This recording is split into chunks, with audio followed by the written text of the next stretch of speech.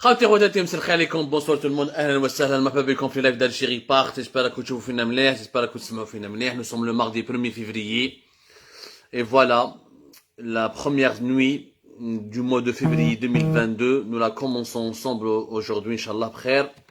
J'espère que vous êtes en bonne santé, c'est tout ce qu'on peut espérer de nos jours. Il n'y a que la santé qui compte parce que tout le reste est devenu tout simplement de l'ordre de superflu. Un important procès a commencé au tribunal de Sidi Mohamed, à Alger. Comme d'habitude, les procès de la justice algérienne, tout est bâclé, tout est liquidé, c'est expéditif, et malheureusement, on n'approfondit pas les instructions judiciaires et on ne va pas dans les profondeurs et dans les dessous des affaires de corruption. C'était le procès de l'ancien ministre de l'énergie, le fameux Chakib Khalil, qui avait commencé, je parle d'hier, lundi 31 janvier. Le procès a commencé au pôle pénal économique et financier du tribunal de Sidi Mohamed à Alger. Donc c'était le procès tant attendu de Chakib Khalil, l'ancien PDG d'Astonatrak Mohamed Meziane, avec une série d'autres personnes qu'on nous allons citer. Donc les principaux accusés, les Banoul Barah, c'était dans le cadre d'une affaire de corruption énormissime. En fait, c'est plusieurs dossiers de corruption. En fait, l'affaire Chakib Khalil, elle est très compliquée. Malheureusement, elle n'a pas été bien expliquée par la presse algérienne. En fait, le procès libre d'El-Barah le 31 janvier 2022, le tribunal de Sidi Mohamed, c'est un procès de 6 affaires. En gros, c'est 6 affaires. Les 6 affaires, il y a une affaire, un dossier, qui vraiment, c'est un dossier, le dossier phare, c'est le dossier qui a fait exploser les 5 autres affaires. Alors, les affaires à deux sont tous liées à l'ancien ministre Chakib Khalil. D'abord, au départ, en 2019, elles ont été transférées à la Cour suprême. Elles étaient au niveau de la Cour suprême. Même à partir de 2020, elles ont été transférées de la Cour suprême au niveau du pôle financier pénal, au pôle pénal financier des tribunaux de Sidi Mohamed à l'époque de Belkazem Zarmati. Et une partie de l'année 2020, c'est vers le deuxième semestre de l'année 2020, avec toute l'année 2021, ils ont travaillé là-dessus, là, ils ont fait une instruction où, début 2022, donc le 31 janvier 2022, le procès a commencé. Bon. Le dossier le procès il y a plusieurs personnalités qui sont impliquées. Maintenant, l'ex-ministre des Travaux publics Ammar Ould, maintenant l'ex-ministre des Affaires étrangères Mohamed Bedjaoui, maintenant l'ancien PDG son attaque Mohamed Bedjaoui, Mohamed Meziane, ou maintenant le fameux Farid Bedjaoui qui était l'ami de Chakib Khalil et l'intermédiaire numéro 1 de Saipem et de Ligny dans le gros scandale Sonatrach 1 ou la Sonatrach 2 plutôt, dans le Sonatrach 2. Qui a joué un rôle très important et qui était donc le bras droit de Chakib Khalil dans les affaires parallèles du secteur des hydrocarbures en Algérie. Faïd Bedjaoui, il a plusieurs fois. C'est pas là. On pourra pas tout vous raconter dans une seule émission. Et je m'arrête, revoyez nos émissions, revoyez nos articles, je vous donne des références. Allez voir sur Algérie parce que nous avons révélé et écrit sur Faïd Bedjaoui, vous allez comprendre. Faïd Bedjaoui, donc, qui est le neveu de Mohamed Bedjaoui, le fameux ancien ministre des Affaires étrangères, et l'un des amis les plus proches de Abdelaziz Bouteflika, et l'un des poids lourds de la diplomatie algérienne, parce qu'il est dans le circuit officiel et dans le circuit diplomatique du régime algérien depuis les années 70. Donc Faïd Bedjaoui, il a profité de son nom, parce que lui, avec sa famille, ils ont vécu essentiellement à l'étranger, notamment à Montréal au Canada. Il est revenu en Algérie depuis le Canada pour faire des affaires. Il a utilisé le nom de son oncle, Mohamed Bedjaoui, ça l'a rapproché de Chakib Khalil. Le nom de Bedjaoui, donc, lui a ouvert toutes les portes des salons du Syrie algérien, mais Chakib Khalil qui l'a recommandé, qui l'a introduit sur la traque, ou a des contrats pour qu'il puisse représenter à travers un certain nombre de ces sociétés que Faïd Bedjaoui a créées dans les paradis fiscaux, ou là au Liban, ou là à Dubaï. Donc il a représenté la Sonatrach pour dans plusieurs affaires et contrats juteux, ce qui lui a permis d'amasser une fortune énorme. Ensuite, c'était lui qui s'est imposé comme le fameux intermédiaire qui a permis à Saipem, filiale du groupe Eni italien, de reporter des marchés de plus de 7 milliards de dollars. Il aurait empêché pour cela une commission de plus de 198 millions de dollars. On va dire que la commission est à 198 millions de dollars. On dit que ça a été il y a des rétro-commissions. C'était des pots de vin que Faïd Bedjaoui aurait distribué sur l'ensemble du régime algérien, ou là, sur l'ensemble des dirigeants les plus influents du régime algérien, les Chakib Khalil, la famille Bouteflika, etc. Bon, cette partie-là n'a jamais été prouvée, parce qu'il y avait il y avait un procès à Milan. Il y avait un procès à Milan, t'as l'affaire Sonatrach, Eni, etc. le verdict, il a été donné, si je me rappelle pas, donc c'était en janvier 2020, voilà. C'était l'affaire sur la Cour de Milan, elle avait d'abord, au départ, il y avait des condamnations. Ensuite, la Cour de Milan, elle avait relaxé Saipem et Euni, même Farid Bidjaoui. Il y a un certain nombre d'Algériens qui étaient impliqués dans l'affaire Sonatrach, qui ont été relaxés. C'était le 16 janvier, la mi-janvier 2020. À l'époque, ça a surpris tout le monde. Le principal accusé, c'était Paolo Scaroni, l'ex-patron de l'UNI. Bon, je fais un petit rappel, يا جماعة, باش نفهموا مليح يعني الحكايه حكيناها déjà في Algérie Part, mais juste un petit rappel pour que vous puissiez comprendre où ça من بعد. Les Algériens qui étaient impliqués dans l'affaire qui était jugée à Milan par la cour de Milan, c'était Faïd Bidjaoui, Omar Habbour, un homme d'affaires qui a participé, qui a été soupçonné de participer à un blanchiment d'argent et qui vit à Paris, qui est en fuite en France depuis de nombreuses années. Et bien sûr, vous avez Chakib Khalil qui n'a pas été prévenu, il a été cité dans ce dossier, mais il n'a pas été inculpé. Donc à la fin, tous les Algériens ainsi que les hauts responsables de la compagnie ENI et Saipem ont été blanchis. Il n'y a pas eu de corruption à notre avis. Selon la Cour de Milan, elle a estimé qu'il n'y avait pas de corruption. Donc, elle estimait que c'était une simple commission, mais le débat la polémique ne s'était pas arrêtée à l'époque, parce que tout le monde avait réclamé un autre procès, et d'autres procédures sont en cours, en Italie en tout cas. معليناش باش نتفاهموا مليح. القضية elle est très compliquée parce que l'affaire est en justice en Italie depuis le 25 janvier 2016 et c'est grâce à la justice italienne que nous avons entendu parler de l'affaire Sonatrach 1, de l'affaire Sonatrach 2 et 1 3, notamment 2 et 3, c'est dans son volet qui est lié le Saipem et Euni. La justice algérienne, elle a uniquement suivi derrière. Rien de concret n'a été fait. En 2016, ils ont essayé plutôt à l'époque, en 2011, ils ont essayé, avec Belkacem Zamati, qui était le procureur général de la Cour d'Alger, il a essayé de faire un mandat d'arrêt international contre Chakib Khalil. Ça n'a jamais marché, parce qu'il y avait des vices de forme. Belkacem Zamati تنحى وحكينا حكايات هادو حكينا l'affaire Sonatrach لازم لها فيلم يا جماعة والله العظيم يا جماعة لازم لها فيلم ولا un documentaire et moi je pense sérieusement à faire un documentaire. Voilà, c'était en 2013 plus exactement. Bon, c'était en 2013. Même بعد Chakib Khalil est revenu en Algérie juste après le 4e mandat. Rappelez-vous, à partir de 2015-2016, il est revenu le plus normalement du monde. Il est revenu le plus normalement du monde et l'affaire elle a été totalement enterrée. Même بعد ça le Hirak de 2019, c'est ce qui a relancé l'affaire Sonatrach au niveau de la justice algérienne. Donc le procès était à Lyon, ya jma'a. Je vérifie juste les dates avec vous, ya jma'a. Voilà, c'était en 2016 où Chakib Khalil était revenu, comme je l'ai précisé précédemment. Donc l'affaire Sonatrach était très attendue, parce que فيها تشربيكة كبيرة. Bon, احنا كنا نتسناو اليوم انهم ils vont s'attaquer, de front, enfin, la justice algérienne va se réveiller, ça fait quand même depuis 2013, donc ça fait plus de 7 ans que les Algériennes et les Algériens attendent enfin de connaître la vérité sur l'affaire Sonatrach, sur le fameux scandale Sonatrach qui est divisé encore une fois en 3 parties. Certains experts estiment même qu'il y a même une 4e partie qui concerne des révélations qui ont été faites depuis même l'Australie.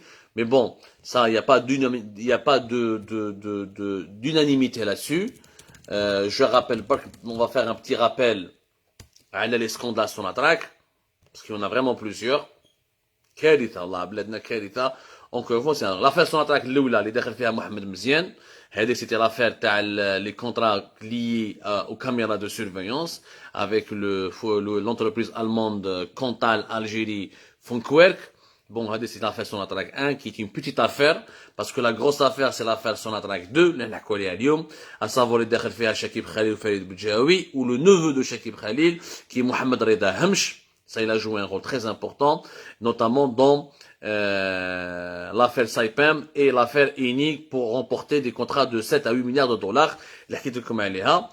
Comme l'affaire Sonatrach 3, داخل فيها la mise Chouki Rahal, l'ancien vice-président de Sonatrach, qui a été ensuite relâché parce que l'affaire Sonatrach 3 a été totalement, moi tout ce que j'ai pu trouver comme élément que l'affaire Sonatrach 3 qui concerne le trading, c'est-à-dire les affaires de commercialisation, les contrats de commercialisation du pétrole et du gaz algérien à travers les filiales de Sonatrach à l'étranger, c'était beaucoup de bluff. Et à l'époque, on avait dit que les services secrets algériens ont fomenté une cabale juste pour noircir l'image de Shakib Khalil et pour l'épingler davantage. La dernière affaire, c'est l'affaire Sonatrach 4. Elle dit peut-être en avril 2016. Vous voyez, c'est une enquête qui a été faite par le journal australien The Age et le HuffPost américain qui ont parlé de nouvelles révélations. Et la façon Sonatrach 4, réellement, c'est juste une appellation médiatique, c'est juste du marketing médiatique, elle n'a jamais donné lieu à des suites judiciaires. Donc réellement, nous avons deux grosses affaires, Sonatrach 1 et Sonatrach 2. Aujourd'hui, hier, le 31 janvier 2022, c'était Sonatrach 2, avec l'implication de Shakib Khalil, de Farid Boudjaoui, et de plusieurs autres personnalités autour de 6 affaires. Les deux principales affaires. La première affaire, bien sûr, c'est l'affaire Saipem et Eni, mais qui concerne la réalisation du contrat d'un équipement hyper important au niveau du complexe GNL fait Erzieux. C'est un marché qui a été conclu en 2008. C'est un marché de plus de 4,5 milliards de dollars. Et la deuxième affaire, c'est SNC Lavalin, Firo de Nous. C'est une affaire encore plus compliquée sur laquelle il n'y a eu jamais un travail de pédagogie et un travail d'explication claire pour que les Algériens comprennent où à l'affaire SNC Lavalin. On n'aura pas le temps de tout dire ce soir, mais on va s'intéresser les 6 affaires à nous, parmi les deux qui sont les facteurs, les éléments déclencheurs du scandale Sonatrach 2, on va s'intéresser à l'affaire le complexe GNL Erzieux, qui a été donné à Saipem. Alors, le dossier, il a commencé effectivement en juillet 2008. En 2008, à Sonatrach, elle avait fait un appel d'offres international pour essayer de moderniser et de reconstruire le complexe GNL. Le GNL, c'est le gaz naturel liquéfié.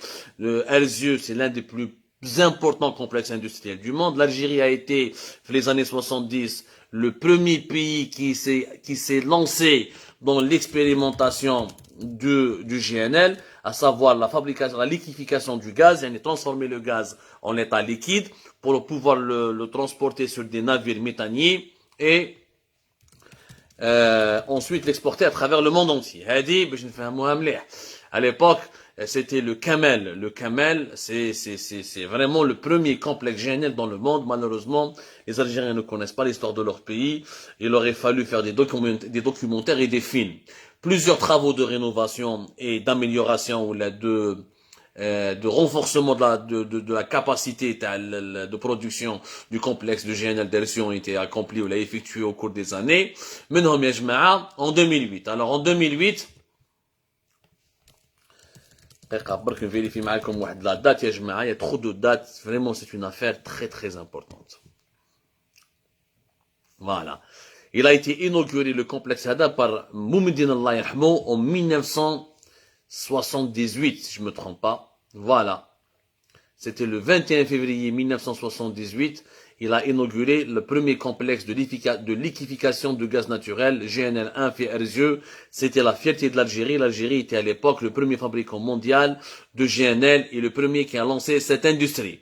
Malheureusement, هذاك الوقت يا جماعة في 2008 بدات الحكاية le gros scandale parce que l'affaire Shakib Khalil بدات كاع في 2008 au niveau de ce projet de la réalisation d'un train GNL et le GL3Z à Erzieux. En juillet 2008, Sonatrach a fait un appel d'offres international et normalement c'est une compagnie britannique qui s'appelle Petrofac qui devait remporter ce marché.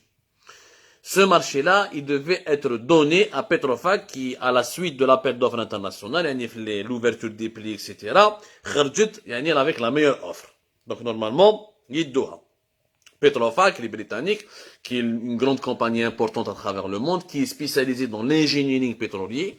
C'est-à-dire que Petrofac, c'est elle qui construit les plateformes. Elle n'est pas dans l'exploitation ou l'extraction du gaz et du pétrole. Elle est là pour fabriquer, Petrofac, elle fait de l'engineering, c'est-à-dire elle fabrique les complexes pétroliers. Tout ce qui est complexe, usine de traitement des hydrocarbures, complexe de transformation des hydrocarbures, ou là les unités d'acheminement des hydrocarbures depuis le puits, depuis les champs, aux raffineries par exemple. Elle est dans l'ingénierie. Retenez bien parce que on va en parler énormément plus tard. Voilà, ça s'appelle de l'ingénierie, de la technologie et de la réalisation des projets industriels dans le domaine de l'industrie pétrolière.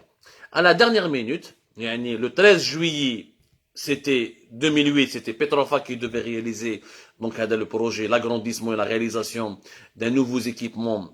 On appelle ça un train au niveau du complexe GNL d'Erzieux pour plus de 4,5 milliards de dollars.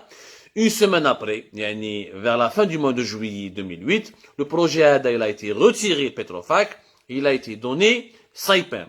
Saipem qui ont réalisé ce projet-là avec, si je me rappelle bien à l'époque, avec des partenaires, si je me trompe pas, des partenaires indonésiens.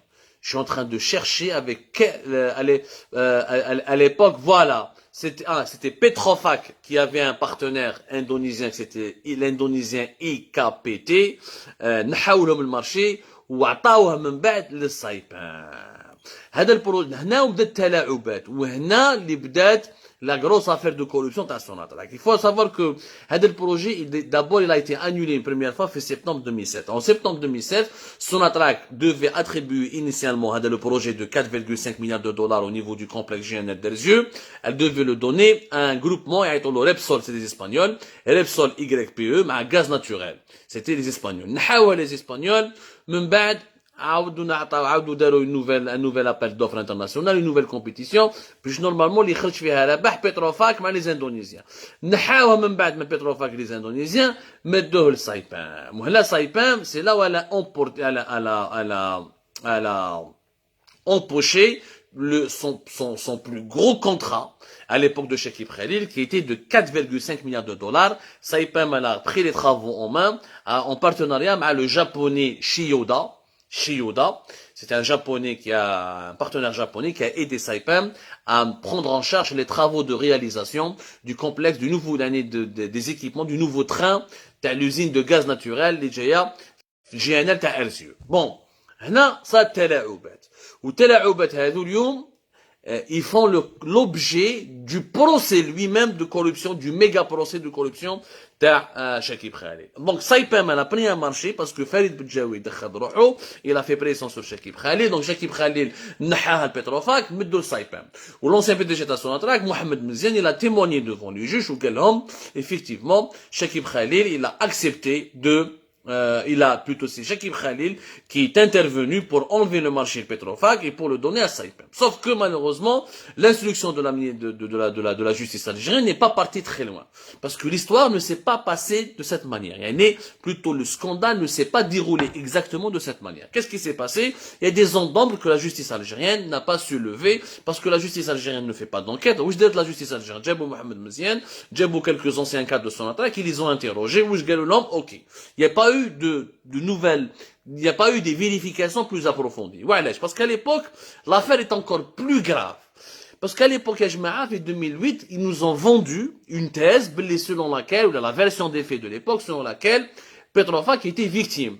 Petrofac était victime. Nahaoulahum un projet, ou hagrouhum. Sauf que ça s'est pas passé comme ça, parce que Shakib Khalil, nahaoulahum un projet, تاع Erzieux, il leur a donné un autre projet beaucoup plus important. حنا حكينا عليها في Algérie Park. Allez lire l'article que nous avions publié le 27 janvier 2021 sur les affaires de Petrofac en Algérie. Et malheureusement, nous avons donné quelques pistes de réflexion et nous avons même donné des informations importantes à la justice algérienne pour qu'elle puisse attribuer, pour qu'elle puisse orienter ses investigations de manière efficace. Malheureusement, la justice algérienne elle a échoué dans cette mission et elle s'est contentée de la version initiale de Mohamed Mziane, qui selon laquelle Petrofac sont victimes, Saipem ont pris le marché à 4,5 milliards de dollars, ils ont donné un pot de vin grâce à l'intervention de Farid Bidjaoui. Farid Bidjaoui a pris une commission, grâce à cette commission, il a financé des pots de vin, ce qui a permis à Shakib Khalil et à son entourage, ou même l'entourage d'Abdelaziz Bouteflika, de s'enrichir et en contrepartie de laisser Saipem prendre beaucoup de contrats et des marchés importants. Où le marché est à 4,5 milliards de dollars à Erzieux en 2008 et une partie parmi les autres marchés, parce que si on rassemble, si on accumule tous les marchés qui ont été remportés par Saipem, filiale de l'ENI, groupe ENI, qui est l'équivalent de Total, le français, c'est le Total italien, on va se retrouver avec plus de 8 milliards de dollars de marchés qui ont été entre 7 jusqu'à 8 milliards de dollars. Et vous imaginez, c'est une immense fortune que Saipem a brassée. Sauf que la justice algérienne s'est trompée parce qu'elle n'a pas approfondi ses recherches, parce que Petrofac est aussi coupable dans cette affaire et malheureusement, si l'enquête a été mieux élaborée, les juges algériens auraient compris qu'il y a une supercherie derrière. Où sera même بعد عباكم باللي هذه بتروفاك الناس اللي ما يعرفهاش elle appartient toujours à un milliardaire britannique d'origine syrienne اللي يعيطوا له أيمن أسفاري. هذا أيمن أسفاري qui a fait ses affaires à Londres etc.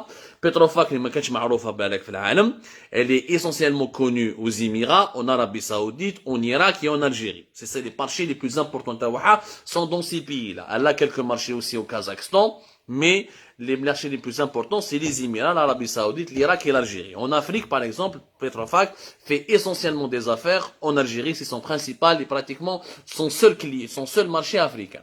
هذه Petrofac يا جماعة, كاين 3 personnages, ils ont joué un rôle important. Chakib Khalil Mohamed Mziane, mais aussi Mustafa Hanifi. Mustafa Hanifi, dont personne ne parle et qui est cité dans ce procès.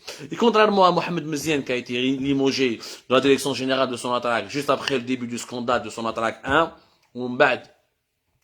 ou contrairement à Chakib Khalil, il a fui à l'étranger, etc. Il a été poursuivi, etc. Mohamed Mziane, donc 2011, il est parti. Chakib Khalil, à partir de 2011-2012, on n'a plus jamais entendu parler de lui. Il a quitté le pays jusqu'à 2016. Il est revenu ensuite, bien avant la crise de succession de Bouteflika, Harab Melbled en 2018, mais il est plus revenu, donc il est à l'étranger actuellement. Bon, خلطة كبيرة, mais هذا مصطفى حنيفي واحد ما در عليه. Alors que Mustafa Hanifi, il a continué à occuper des fonctions au sein du ministère de l'énergie, il était quelquefois le directeur des mines, il était quelquefois le directeur des hydrocarbures, il continue jusqu'à aujourd'hui d'occuper une place importante et des fonctions importantes au sein du ministère de l'énergie et des mines. Mustafa Hanifi, il a joué un rôle hyper important dans la... Mustafa Hanifi, il a joué un rôle hyper important dans l'attribution de méga projets au profit de Petrofac. وشكاية كيفاش صرات؟ Petrofac شاكيب خليل واش قال لهم؟ قال لهم شوفوا يا جماعة, نحوكم بروجي تاع ارزيو ما تسكتوا.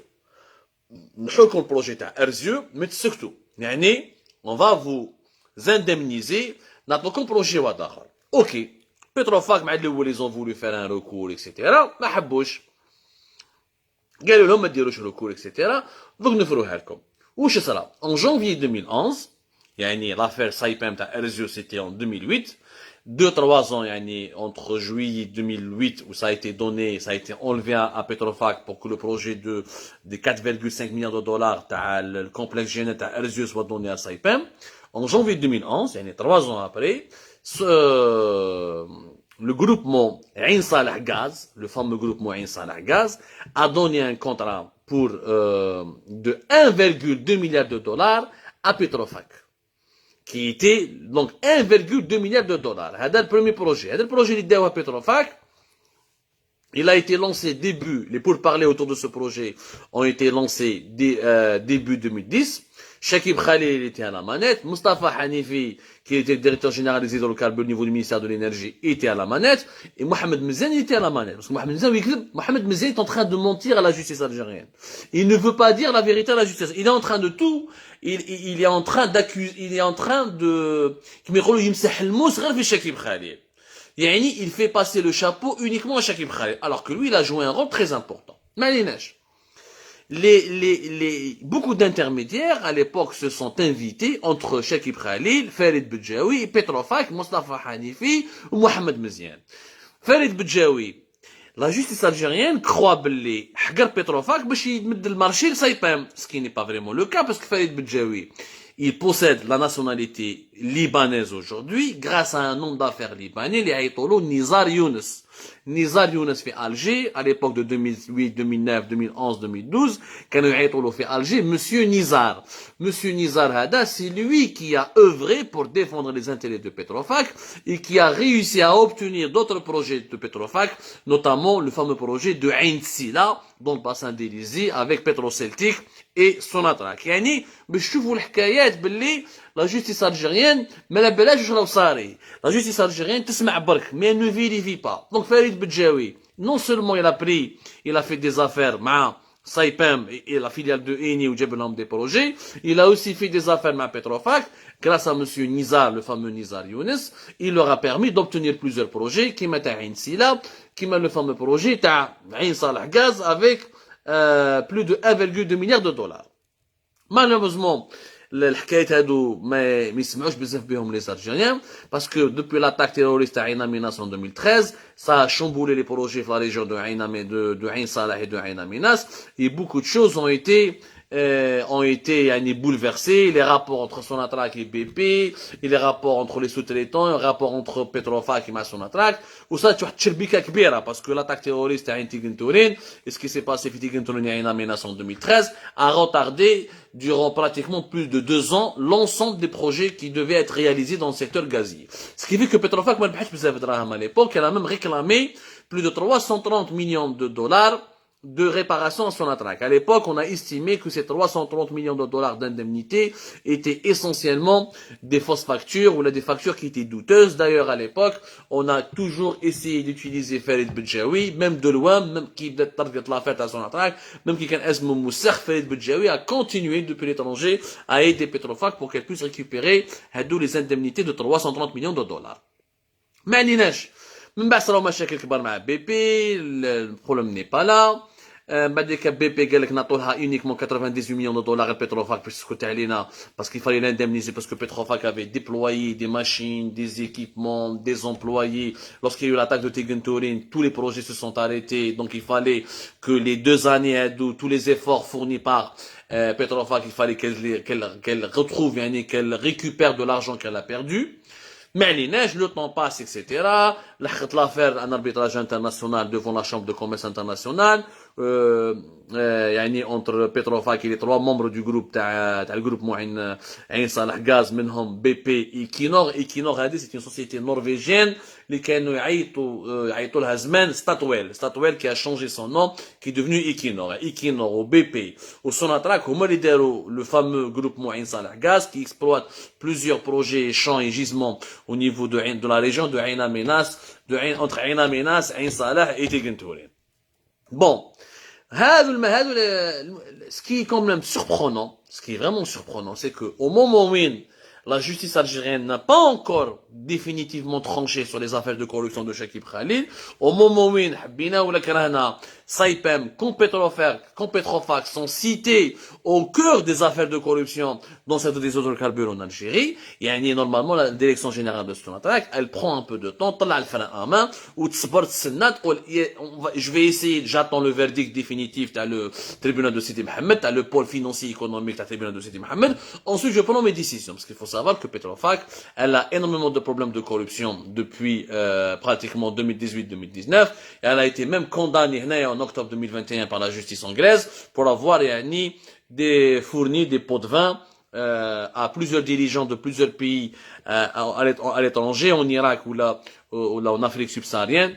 حكايه هذه حكيناها déjà dans une autre émission. Rappelez-vous des affaires de Petrofac ou de Sonatrach, حكينا عليهم. C'est pas la peine de tout dire maintenant, on va vraiment se perdre. Le plus important que vous devez savoir, c'est que هذه Petrofac عاودت ولات depuis décembre 2020. Ayman Asfari, le patron, l'ancien patron, parce qu'il a été enlevé, mais Ayman Asfari est venu en Algérie. Il a rencontré قبل أيمن أصفاري بسمحوا لي تنحى en décembre 2020. Il a été remplacé par un franco-égyptien يعيطوا Sami Iskandar. هذا Sami Iskandar plutôt qui a remplacé Ayman Asfari parce que Ayman Asfari تحرق على les affaires de corruption de Petrofac. Donc il ne pouvait plus rien faire. Donc il a été enlevé de la direction générale de Petrofac. Jeffy Plasto, Sami Iskandar. Sami Iskandar, il est venu à Alger. Il s'est rapproché de Tawfiq Hakkar, l'actuel PDG de Sonatrach, qui est PDG depuis février 2020. Il l'a rencontré à plusieurs reprises. Et il faut savoir que le Sonatrach est la deuxième plus gros client de Petrofac après le groupe Emirati ADNOC, Abu Dhabi National Oil Company. Donc il y a eu des rencontres secrètes en Algérie. Il a essayé de convaincre comment il s'appelle, le franco-égyptien Sami Iskandar. Il a essayé de convaincre le directeur général, le PDG de Sonatrach de marcher avec lui et de débloquer tous les projets de Petrofac en Algérie, chose qui a été faite à partir de début janvier 2021, puisque alors que la justice algérienne était encore en train de poursuivre son instruction judiciaire, au moment où le procès ne s'est même pas tenu, avec une compagnie internationale qui est citée dans une grosse affaire de corruption qui mêle Chakib Khalil, Farid Bedjaoui et plusieurs autres hauts responsables du régime algérien, la direction générale de Sonatrach, le 25 janvier 2021, elle a débloqué, elle a donné une qualification technique de Petrofac, qui lui permet de participer à plusieurs marchés dans le secteur des hydrocarbures, comme le marché اللي كانوا حابين يديروه في بين le groupement Sonatrach et Eni. La référence de ce marché, je vous le donne, 843 09 94 00. Vous pouvez retrouver ça dans le BAOSEM. Le BAOSEM, c'est la publication qui regroupe l'ensemble des appels d'offres et des résultats des appels d'offres dans le marché des hydrocarbures. Donc, Sonatrach a relancé Petrofac sur le marché algérien dès fin janvier 2021. Et ce qui a permis à Petrofac de se repositionner en force dans plusieurs marchés importants. Petrofac, non seulement elle est en train de gagner, elle a, en fait, ce que vous devez comprendre, c'est qu'avant, à l'époque de Chakib Khalil et de Farid Bedjaoui, il y avait Saipem qui a pris tous les marchés. Entre 2005, de 2004, 2005 jusqu'à 2009, 2010. Saipem rahat, jet Petrofac. Voilà, Petrofac, elle a remplacé Saipem. Et maintenant, c'est Petrofac qui prend tout l'ensemble des marchés. La preuve, le marché, le futur complexe pétrochimique, Erzieux, que Sonatrach doit faire avec Total, et qui devait être lancé en 2018, et qui a été retardé à cause du Hirak et le problème du 5e mandat, et qui a été retardé ensuite à cause du bras de fer, bien la France et l'Algérie, et Total était au milieu de ce bras de fer. Ensuite, on a débloqué les affaires de Total. Ce projet, ce complexe pétrochimique, qui sera un complexe gazier à travers lequel on va transformer le gaz pour fabriquer une matière plastique, une matière première importante pour le plastique. Ça s'appelle le polypropylène. Ce projet doit être réceptionné normalement en 2025. C'est un investissement de 1,5 milliard de dollars et c'est Petrofac qui est bien positionné pour le remporter. C'est juste un exemple. Et comme par hasard, les années Chakib Khalil sont revenus en Algérie, puisque monsieur Nizar, le fameux monsieur Nizar, qui était un intermédiaire, le Libanais intermédiaire, qui a permis à ce qu'on appelle Farid Bedjaoui de se lancer au Liban, de s'installer au Liban et de prendre la nationalité libanaise, même si c'est la femme de comment ça s'appelle, de Farid Bedjaoui qui était libanaise, mais monsieur Nizar lui a vraiment apporté énormément d'aide pour trouver tout ce qui est nécessaire au Liban. Donc, les années Chakib Khalil sont en train de faire, ils sont de retour. Les Chakib Khalil, peut-être il est diabolisé, Farid Bedjaoui, peut-être il est diabolisé, ils sont peut-être condamnés, ils font l'objet peut-être de mandats d'arrêt internationaux, mais les mêmes pratiques subsistent. Les mêmes pratiques, Yajma'a, subsistent. Absolument rien n'a changé. Non mais absolument rien n'a changé. Juste Saipem a été écarté du marché algérien, elle a été remplacée par une autre. هذا مكان. Qui est Petrofac. حتى حاجة ما تبدلت. حتى حاجة. La justice algérienne malheureusement ما خدمتش خدمتها. صراحة ما خدمتها لأنه elle s'est contentée uniquement de la version de Mohamed Meziane. La version de Mohamed Meziane, elle est biaisée. Mohamed Meziane, il est impliqué dans les affaires de Petrofac en Algérie. Et il va pas dire, ah non, Petrofac, elle est responsable, etc. Il va pas le dire. Parce qu'il est lui-même impliqué. Donc, les juges algériens n'ont pas fait un travail sérieux, n'ont pas fait un travail profond. Ce qui fait que nous avons aujourd'hui une nouvelle mascarade judiciaire, une mise en scène. On essaie de décapiter Chakib Khalil. Là, c'est pas la personne de Chakib Khalil qui nous intéresse. Chakib Khalil, il est âgé de plus de 80 ans, alors عارف l'étranger, اسمه مسخ هضر واش حبيت ما problème ما راهوش هنا. حنا ce sont les mécanismes de la corruption qu'on doit identifier, ce sont les montages dangereux qui permettent de verser et de s'octroyer des commissions et des rétrocommissions, ce sont les pratiques malsaines, les pratiques mafieuses qui doivent cesser dans le secteur des hydrocarbures. Et malheureusement, la preuve, Petrofac, une compagnie qui a été condamnée en octobre 2021 à payer 70 millions de livres sterling pour corruption sur des contrats au Moyen-Orient. Elle a pris des contrats de 3,5 milliards de dollars en donnant de la chipa. Bien sûr, si elle a donné de la chipa au Moyen-Orient, c'est qu'elle a donné de la chipa, elle a donné des pots de vin, effectivement, en Algérie, parce que l'Algérie, c'est son seul et premier marché africain. Elle n'a que ça. Elle a essayé de tenter les autres marchés africains, mais elle a des présences totalement symboliques. Donc cette compagnie qui a été condamnée en Angleterre, à Londres, en octobre 2021, elle est réhabilitée par le PDG actuel de son attaque, qui essaie de lui donner, qui lui a déjà donné des marchés importants, qui lui lève tous les blocages et qui lui permet de se positionner au premier rang pour remporter de nouveaux marchés. Qu'est-ce qui a changé? Rien n'a changé. Shakib Khalid rah, Jawad Khoury fi placetou. C'est les mêmes pratiques, rien ne change, juste les compagnies étrangères qui donnaient des pots de vin et qui étaient les bénéficiaires des gros marchés en Algérie, تبدلوا. هذا ما كان.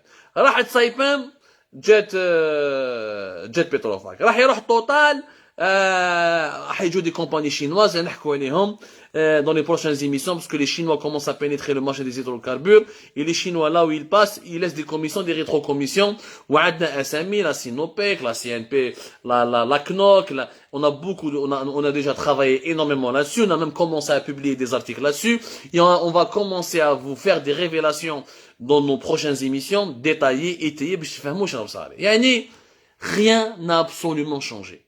Donc encore une fois, juger les hommes ça n'a aucun intérêt si on n'arrive pas à faire reculer les pratiques, à vaincre les fléaux et à permettre le secteur des hydrocarbures, c'est quand même la première richesse nationale. Si on n'arrive pas à préserver nos richesses avec une gouvernance basée sur la transparence, l'équité, la concurrence loyale, le contrôle indépendant et la fin des commissions et des commissions et des rétrocommissions et des commissions et des rétrocommissions dans les confections dans la confection des marchés ou des appels d'offres internationaux qui concernent quand même des marchés de plusieurs milliards de dollars. Il faut savoir que chaque année Sonatrach investit quand même entre 7 et 8 milliards de dollars pour explorer, exploiter ou la mettre en service de nouveaux gisements d'hydrocarbures. On reviendra sur ces sujets, Jma'a, prochainement, mais malheureusement, rien n'a encore changé. Il est temps que ça change. Comme ça, prenez soin de vous. Moi, je vous donne rendez-vous demain pour une autre émission.